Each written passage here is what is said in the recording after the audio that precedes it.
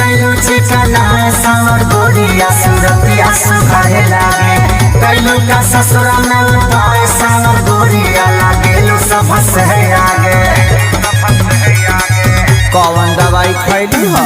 पहले से गैलू चिकना सावर गोरिया सूरतिया सुखाए लागे गैलू का ससुरा में उपाय सावर गोरिया लागेलू सब से आगे।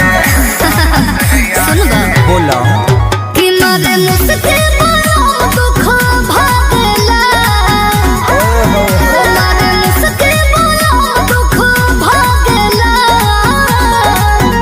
मोरा दादा के दुताला पड़ बोल खिड़की हवा झुरु झुरु लागेला मोरा दादा के दुताला पड़ बोल खिड़की हवा झुरु झुरु लागेला।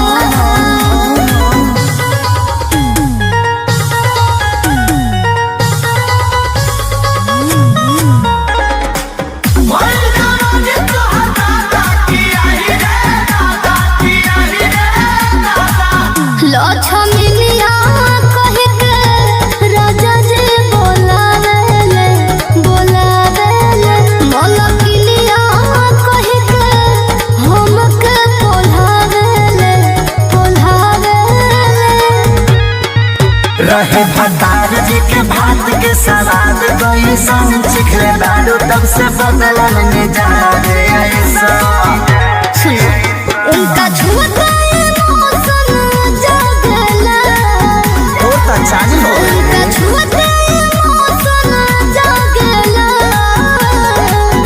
मोरा राजा के दुतला पड़ बल खिड़की हवा झुरु झुरु लागला मोरा राजा के दुतला पड़ बल खिड़की हवा झुरु झुरु लागला। अनिल मगन बारू